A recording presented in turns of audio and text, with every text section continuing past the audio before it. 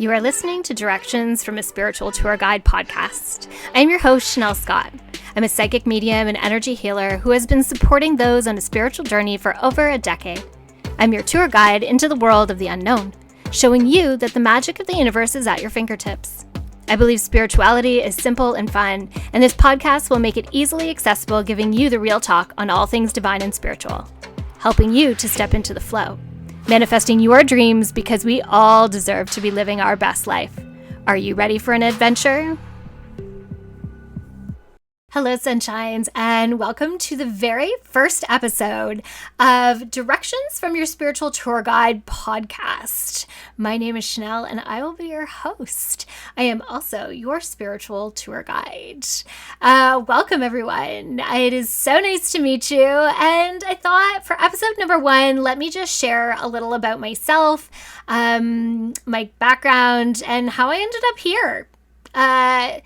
In front of you as my spiritual tour guide, ready to guide and support. So let me start by kind of going right back. I have been a psychic medium all my life. As a young child, I definitely embraced a connection with nature and the divine. It was normalized that cemeteries and death and spirit, those were all things that were okay, angels, intuition. But at the same time, it wasn't something that we openly talked about or that, my family necessarily had those gifts. And I remember as a small child, I want to say I was maybe 6 or 8 years old. And I remember being in my bedroom and I remember a man standing at my door and being so scared of this person that was here and that I didn't know. And he was a big man. And I wouldn't say that the man was actually scary, that he didn't feel bad or negative in any way, but he just didn't belong there. And as a child, a strange man in your bedroom is not okay. I have to say he was in the doorway. He never actually came into my bedroom. He was standing in the doorway. And I remember calling for my mom and her saying, "There's nobody here. I don't know what you're talking about," kind of thing. Go to sleep. And me knowing that I was done, that I didn't want to see the things that other people didn't see anymore, that to me it had just become too scary. And I was turning it off. And I did. And I turned it off for a lot of years. I probably disregarded my intuition for a lot of years in my teens, through my university years, and did a lot of stupid teenage, young adult kind of things over my years. But slowly, kind of my late 20s, mid to late 20s, I started to return back to this. And it's interesting, one of the books that kind of broke my fears was a Sylvia Browne book called Psychic Kids. And when I read that book, there was just things in there that were so simple to me that created boundaries and created this safety and security around my intuition and around my gifts as a psychic medium that made me feel comfortable again with being able to see and do things. I had already started to delve back into the spirituality before I read this book. It was just one of many. And it's funny, it was just one of those books I picked up off of the clearance rack at a bookstore. It just kind of was like, oh, Sylvia Browne, she's really great. Psychic Kids. I have a kid. I should read this. And it really was a game changer for me. There was this reality check of being able to set boundaries around spirit that allowed me to be more comfortable with seeing spirit again. And it really was the game changer. It was this pivot point for me. At that point, I'd already been doing readings for a long time, oracle cards. I had, started to delve into energy work. I had a passion for essential oils and crystals. And kind of anything and everything metaphysical. I have a deep love of the chakra system and the human body.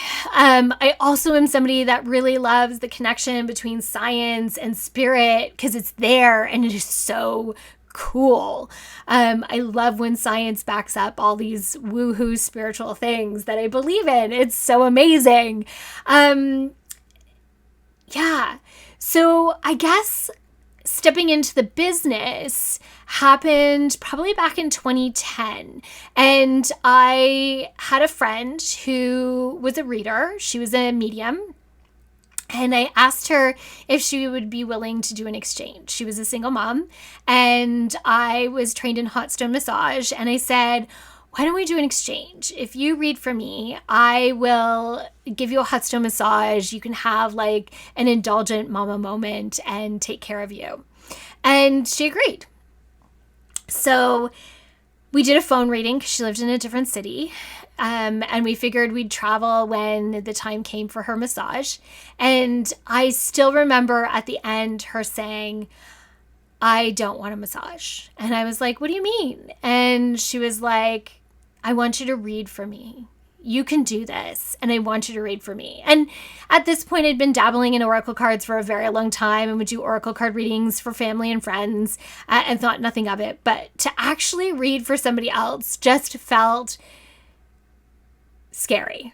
And I remember, and I heard this huge no in my head that for years I could hear so clearly when I told the story, which I don't hear anymore, which I think is powerful, that I have accepted that in a way that feels so good. So I read for her, and it was so scary and so empowering at the same time to do this thing that I looked up to other people for. And there was this realization to me that anybody and everybody can do this. That, yes, it's a gift. It's a skill. And some people are gifted. Some people are great athletes. Some people are artists. And some people are psychic mediums, and they have a gift for that. So yes, everybody can do this, but some people are just more connected, more tuned in certain ways to be able to receive and share in a different way. And that really was kind of like a huge pivot point for me. And that's when From the Heart and Soul was born. That was when my business kind of took flight. There was this realization that I wanted to do this, that it felt good. And although I only allowed it to be my side hustle, it was this thing that I kind of did on the side. I gem weaved and created crystal jewelry. I made essential oil sprays, and I did readings at different expos, and kind of any opportunity that I had the chance. And I did this for a long time.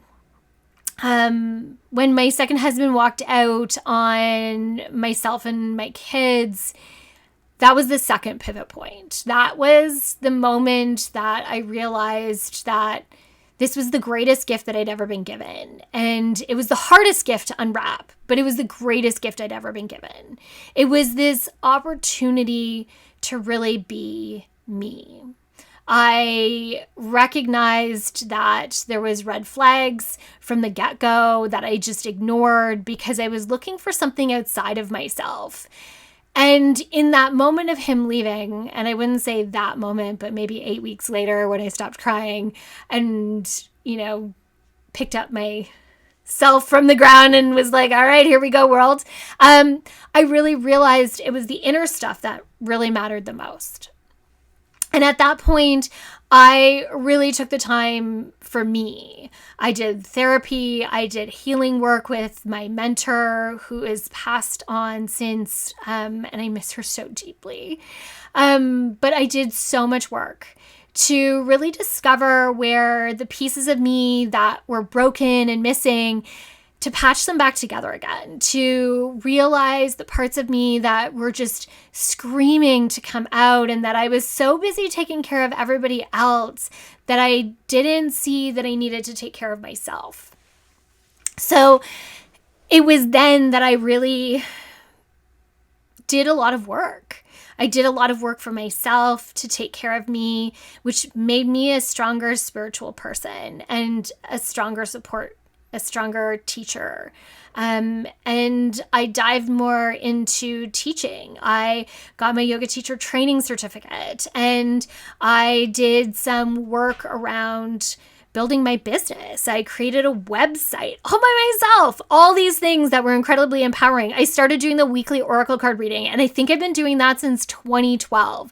Maybe not every single week, but almost every single week. You can go check out my YouTube channel and check out the years of oracle card readings, weekly oracle card readings posted every Monday. Yeah, it was huge. All the ways that I just blossomed and embraced. But the one thing that I found really hard was being a single mom. I didn't have a lot of time to myself, and I also didn't have a lot of extra money. So I really got creative in the ways that I ingested all the things that I needed to do. I really relied on my intuition, on meditation, channeling. I relied on the kindness of teachers who allowed me to have payment plans to be able to do courses that I wanted to take. And of course, books. I can eat books like there's no tomorrow, and I always have a stack of 4 or 5 on my nightstand that I'm reading all at the same time because I can't just take in one at a time. I have to feel like reading a book. So don't get me started on my giant library of things. So there was this understanding for me as well that spirituality needed to be more accessible and that it needed to be simple, that there was really easy ways that as a single mom with very little time to myself, that I was able to bring those things into my life, whether that was chanting and cooking dinner at the same time or meditating as I was putting a kiddo to bed, or reading a book while a kid was in the bathtub, leaned against trying to avoid getting my pages wet. There became all these ways that I found to put spirituality back into my life.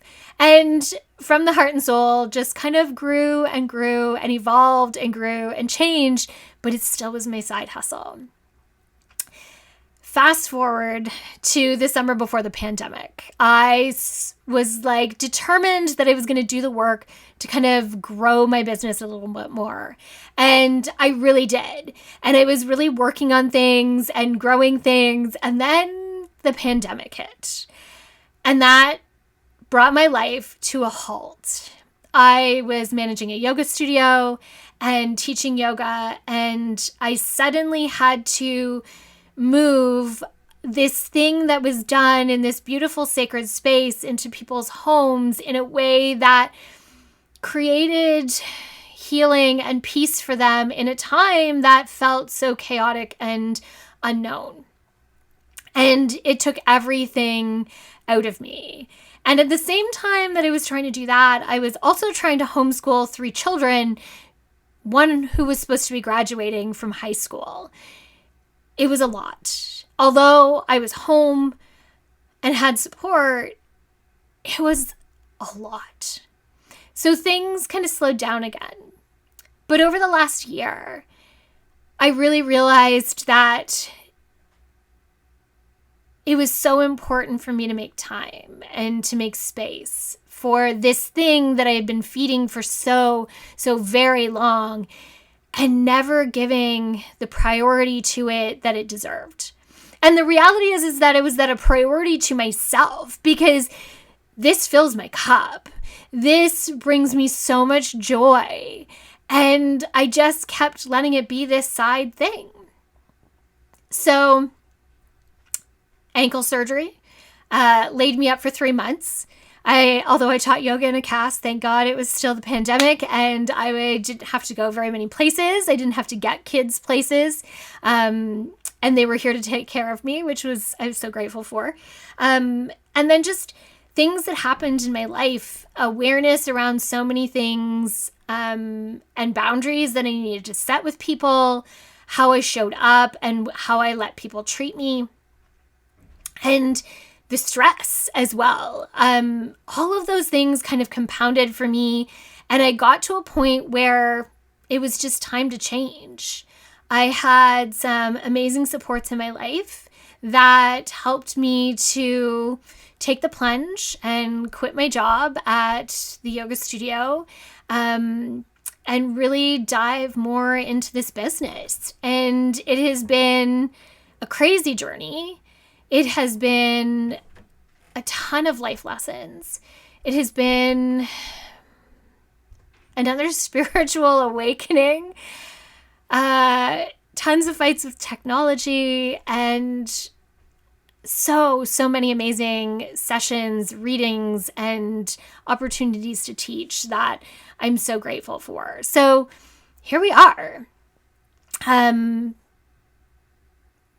At this moment of kind of taking another step. So let me talk for a second about the term spiritual tour guide, because I think that's important as well to address in this episode. Because really that's what this podcast is named after. Not my business. It's named that. So over this past year, I've been called a coach quite a few times. And I don't like that word. When it comes to myself, I love coaches. I have some. I've had them over my years. I appreciate them and all that they do, but I don't feel like a coach. It doesn't resonate for me. It doesn't feel good for me. And I had somebody really challenge me on that. They really asked me, to dig deep and to figure out where it came from and what is it that I really wanted to be called. And that really opened a big can of worms. And when spiritual tour guide came out of my mouth, I knew that was it. That was the term. That was what I wanted to be. That's what defined me and what I do. Because for me, the tour guide piece was this piece of like being a leader and showing, but I didn't have to take you there. It was more about supporting people on their journey, giving people the tools and the information, the wisdom that they needed to make decisions on their own, to allow people to trust their own intuition and where it guided them. And to me, it felt good. It felt good to be called a spiritual tour guide. And the reality is none of my titles from my certifications and stuff really kind of encapsulated everything that I do. And I know spiritual tour guide is kind of a random term that really doesn't tell you much anyways, but it works for me and I love it. So I am a psychic medium. I do medical intuition work. I connect with the body.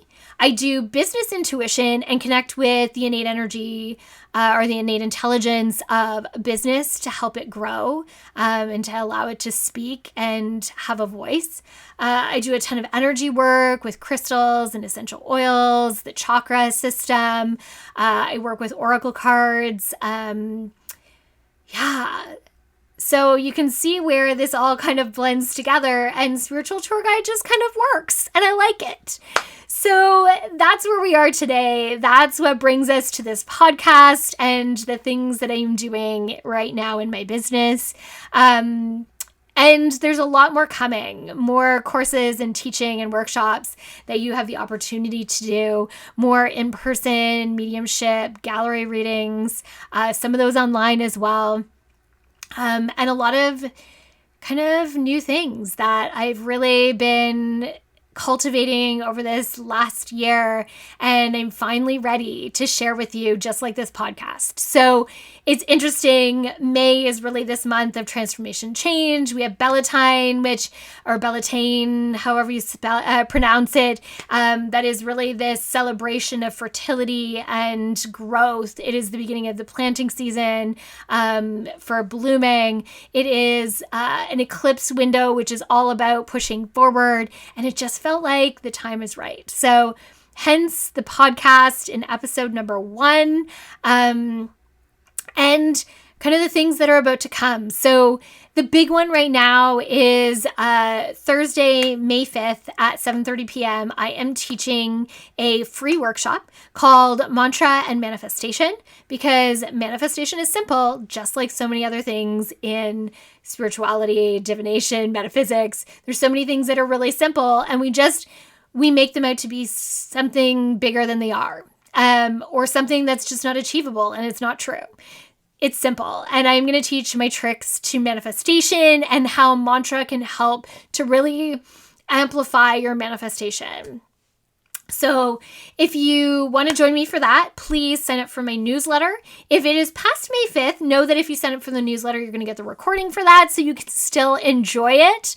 And then keep watching because that night I will be announcing some more things that are happening. And I'm not going to share. I'm going to leave that for a surprise for that day. Yeah. I am so grateful to be here and to be able to share with you today this first episode and just to share a whole bunch about me and who I am and how I got here and how I just want to share my passion for all things spiritual with you. And this is going to be the straight talk. It is going to be the real talk. I'm all about simplicity, ease, accessibility, fun. Spirit is so much fun, and making, this spiritual journey together one that is filled with joy and laughter and love. So I hope you will join me again for episode 2. We will see you again real soon, from my heart and soul to yours.